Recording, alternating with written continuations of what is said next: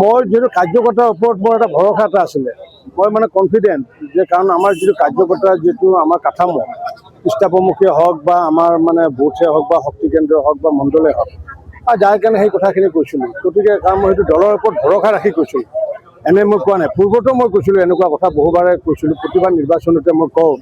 আৰু সেইটো কোৱাৰ মূল বেছটো হৈছে কি দলৰ কাৰ্যকৰ্তা।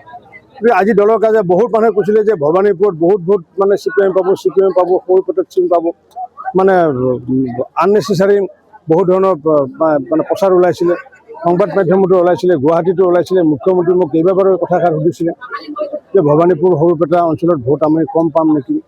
মই কৈছোঁ যে নহয়, মোৰ সেইটো কনফিডেন্সটো আছে এইটো, কাৰণ আমাৰ এই কাৰ্যকৰ্তাসকল বা আমাৰ এই জনসাধাৰণে কোনো কাৰণতে CPM ভোট যে নিদিয়ে সেই বিশ্বাসটো মোৰ আছিলে, আৰু বিশ্বাসটো আল্টিমেটলি সফল হ'ল। গতিকে মই কাৰ্যকৰ্তাৰ আধাৰতে কথাখিনি আমি কৈছিলোঁ। চক্ৰবেহু ৰচিছিলে, স্বাভাৱিক ৰচিবই। এই চক্ৰবেহুৰ পৰা ওলাই আহিব পাৰিছোঁ, এইটো আমাৰ সফলতা। কাৰণ কি মইতো অভিমন্যু নহয়।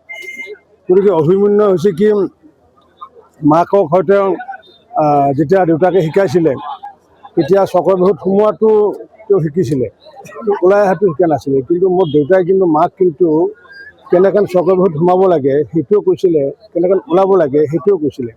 আৰু সেইকাৰণে মই কৈছোঁ যে মই অভিমন্যু নহয়, মই হৈছে ৰণজিৎ।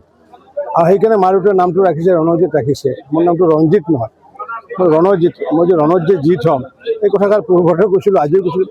পূৰ্বতে মই 40,000 কথাই কৈছিলোঁ, কিন্তু যেতিয়া ৱাটাৰলুৰ কথা যেতিয়া শুনিলোঁ, চক্ৰবেহুৰ কথা মোৰ গুপ্তচৰৰ জৰিয়তে, কাৰণ CPMত তাতে মোৰ গুপ্তচৰ বহু আছে, সেইসকলে যেতিয়া মোক কথাখিনি ক'লে তেতিয়া মই ভাবিলোঁ কি যে অন্ততঃ 20% ভোটৰ যদি সংখ্যা গৰুৰ পৰা যদি যায় আৰু 10,000 যদি আমি যদি সংখ্যালঘু ভোট পাওঁ, তেতিয়া আমি 22,000 মই পাওঁ। কিন্তু আল্টিমেটলি 10,000তকৈ বেছি পালোঁ সংখ্যালঘু ভোট, সংখ্যাগুৰুৰ ভোটৰ 20% টানিব নোৱাৰিলে, যাৰ কাৰণে মাৰ্জিনটো আহি পেলাই 40,000 মানে হ'লগৈ। মুখ্যমন্ত্ৰীয়ে কৈছে যে মুখ্যমন্ত্ৰীয়ে মোক কলিকতাত এবাৰ মানে সুধিছিলে এই যে মানে ৱাটাৰলুনো কি দাদা, এদিন আহি পেলাই মোক বুজাই দিব। এদিন আমি কেলকাতাত থাকোঁতে এই ৰুমত গৈ পেলাই মই প্ৰায় 1.5 ঘণ্টা আলাপ কৰিলোঁ, আৰু তেওঁ মোক সুধিলে যে ৱাটাৰলু কি। ৱাটাৰলুৰ যুঁজত কেনেকৈ নেপোলিয়নে বনাপাৰ্টে হাৰিলে, আৰু তেওঁৰ ভুল হৈছিলে কি তেওঁ অলপ জিৰণি ল'ব গৈছিলে।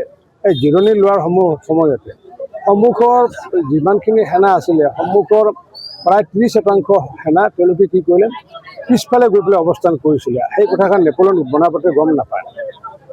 মইতো নেপোলিয়ন বনাপাৰ্ট নহয়, মইতো জানো পিছফালে কোনে অৱস্থান কৰি আছে।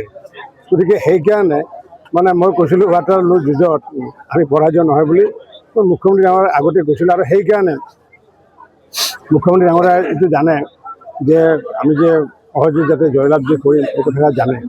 গতিকে তেখেতৰ লগত আড্ডা মাৰোঁতে তেখেতে কৈছিলে যে ৱাটাৰলুৰ যিখন যুঁজ, সেই যুঁজৰ বিষয়ে অসমৰ মানুহে বহুতে নাজানে, আপুনি অলপ ছ'চিয়েল মিডিয়াত অলপ মানে প্ৰচাৰ কৰি দিওঁ।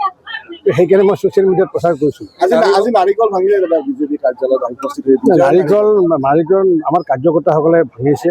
তাৰ মাজত মোক ক'লে কি আপুনি যিহেতু নিৰ্বাচিত হোৱাৰ পিছত প্ৰথমবাৰৰ কাৰণে যিহেতু পদাৰ্পণ কৰিছে, গতিকে আমি নাৰিকল ভঙাটো আমাৰ এটা শুভ কাম বুলি কয়, আৰু সেইকাৰণে মোৰ হাতেৰেও এটা নাৰিকল ভাঙিছে।